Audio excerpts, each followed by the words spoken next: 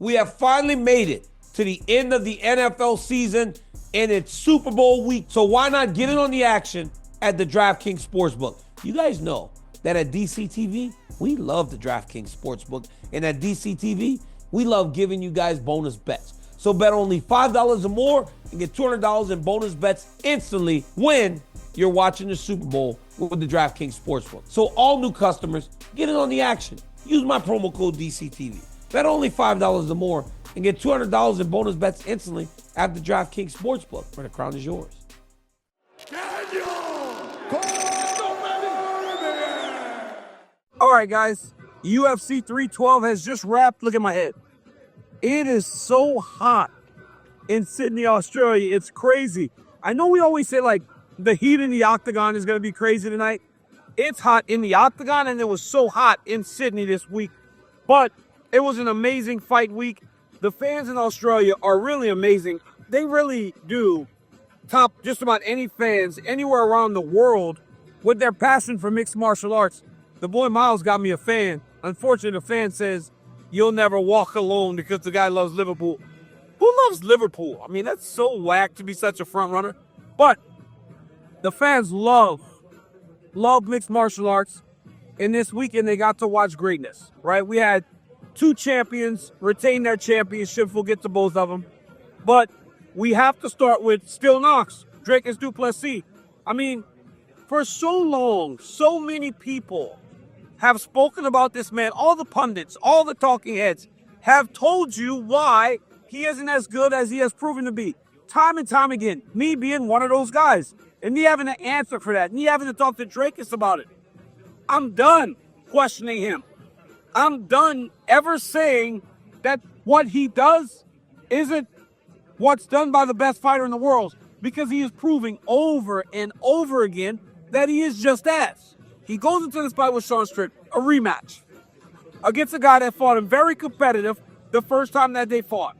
He not only wins the fight, he wins the fight more impressive and won every single round over Sean Strickland. Sean Strickland and his teams recognized and understood that they couldn't have close rounds. But the way Du Plessis fights makes you fight him the way that he wants to fight. He makes you stop. He makes you wait. Because when you try to attack him, he's so good at changing speed, changing direction, and hitting you from odd angles that you can't really get a beat on him. He went out there tonight, and honestly, the only truly competitive round was round one. And I thought that Du Plessis won that with a late explosion that won him the round. Round two, he continues to press, continues to get better. He's up 2-0, and he's up 2-0 pretty convincingly. Round three, he keeps doing what Dricus does, right? He gets forward, and he's very active. I think that's the one thing that Dricus doesn't get enough credit for. He's so active. Even if he's throwing kicks, he's throwing something and making you judge that. I thought for sure he was going to have to wrestle more tonight. Even when he said he wasn't going to wrestle, I didn't believe it. I thought that in order for him to win this fight, he had to wrestle. He did. He got one takedown. And even in the octagon, he told me afterwards he didn't plan on getting that takedown. Sean Strickland knew that he needed to do more, but he never could get started. Dricus Du Plessis, the man. In the octagon, he calls out Alex Pereira. I told Pereira after the fight, I go, "He wants you, Pereira." Pereira goes, "He's just too small." Seriously. Pereira goes, "This man is just too small." You know, so Alex is huge, though. I mean, he looked massive compared to Dricus. And I love that Dricus has these big goals. I just think that he still has work to do at middleweight before he starts thinking about going up. Khamzat Chimaev being problem number one. But watching Dricus today, I don't know that Chimaev just drives across the mat and takes him down. He's so good at what he does. It feels like the music's super loud tonight. Right now, opposed to the way it usually is. It seems loud, right? He's the man. Dricus Du Plessis is the man. And once again, proved that. This guy, it looks like it's going to be very difficult to get the belt off of him. I know Chimaev has a massive following and people like him. He's been dominant. I just don't know that he has ever seen anyone like Du Plessis. Even speaking to Dana in the octagon, we were talking about the greatness of Du Plessis and how do you train for him? Who can you bring in that does the things that Du Plessis does? Du Plessis throws punches and kicks at the same time, and it works. He's a puzzle that has not been solved in the UFC. It's going to be very difficult to get the belt off him. So congrats to Dricus Du Plessis, his entire team, for what was a dominant performance. Co-main event, Zhang Weili once again proved why she's the best. I mean, she dominated Tatiana Suarez.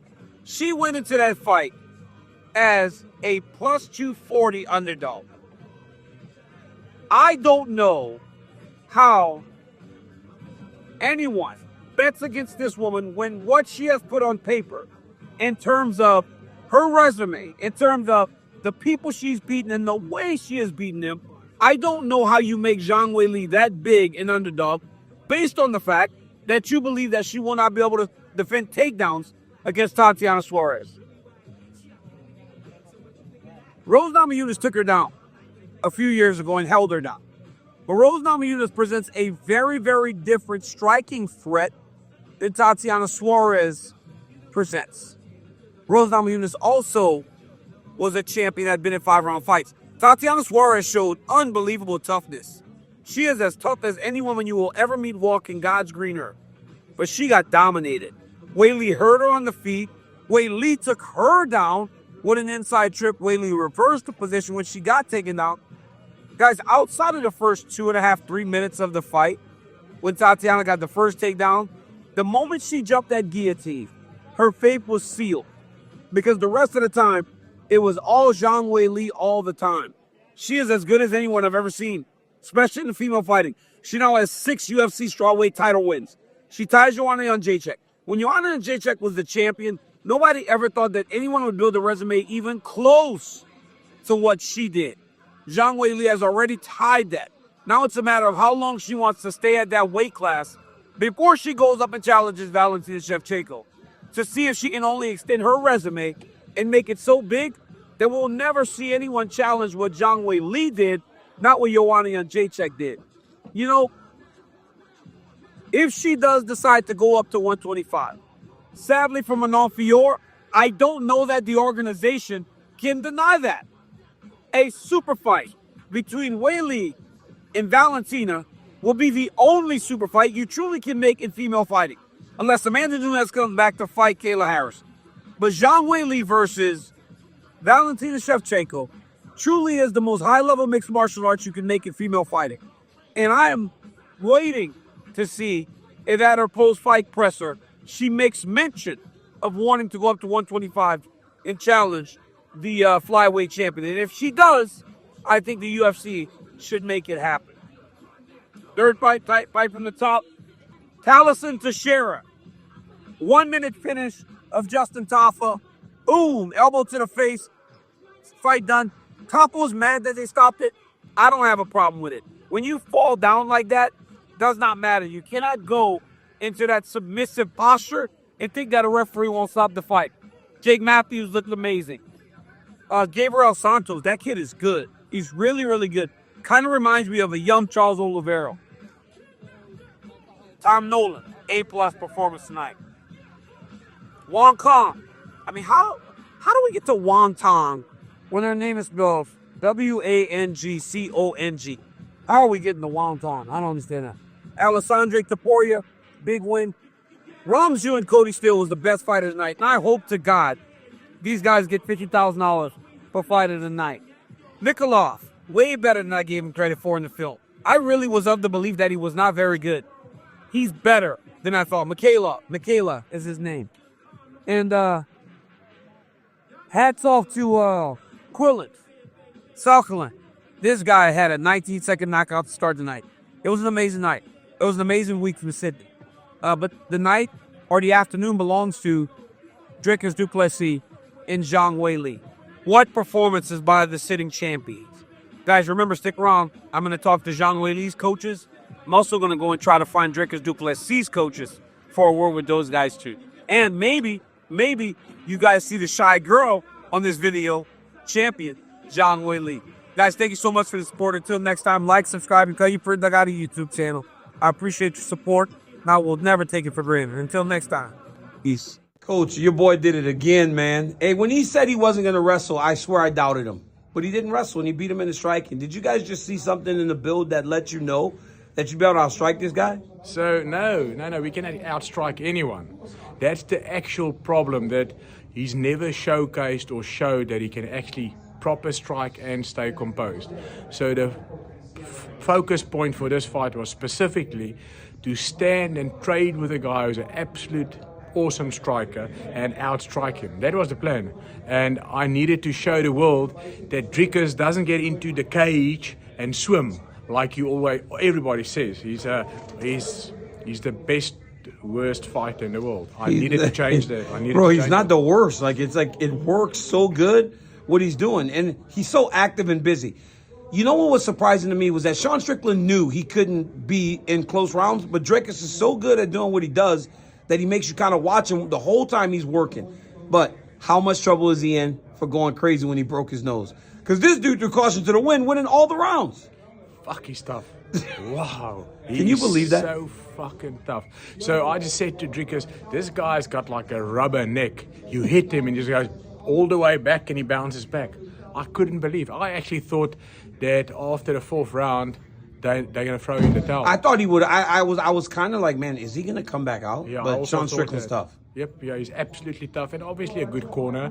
But I want to ask you. Yeah, ask me.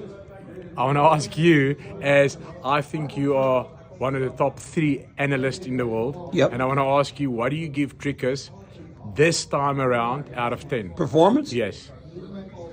I mean, probably give him like a 9 out of 10. He looked that good. No. You think it was a 10 out of 10? Never. It's a 7. No, I thought he did about a 9. No, I'm going to tell you, a couple of those kick punches at the same time is why I didn't give him a 10.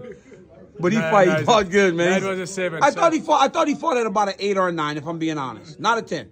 Because when he can go out there and beat a man at his own game in the way that he did, and not only win the rematch, but win it more impressively and shut him out, you got to give him an 8 out of 10, Coach. Coach, don't be that guy, Coach. Don't be that guy that judges your prove so hard. So listen, I've always been very critical. Even his last win, I said to him that it was only a 6 because I know what I coach, and everybody's just giving him so much shit about the swimming when he gets into that fucking cage, swimming off, and that's actually only his heart that goes out and wants to kill you.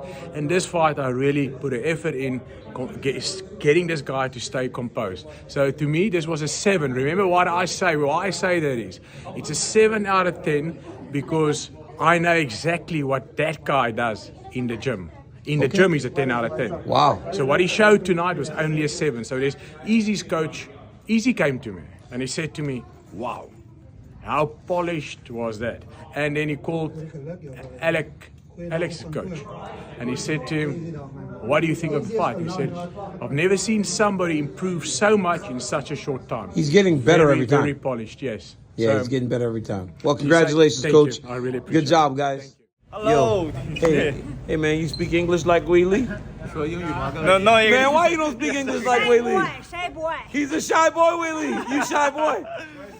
Hey, man, great job on the wrestling defense. How much did you work with Weili to make she was prepared for tonight? 练了多少，然后这次确保他能获胜。每天练，每天练，每天挨摔。 Every day I was just being picked on by Weili. Every day? Yes. Well, congratulations on the great performance, thank man. you. You're the man. Yeah. Don't be shy, boy. How proud were you of Zhang Weili tonight in her performance?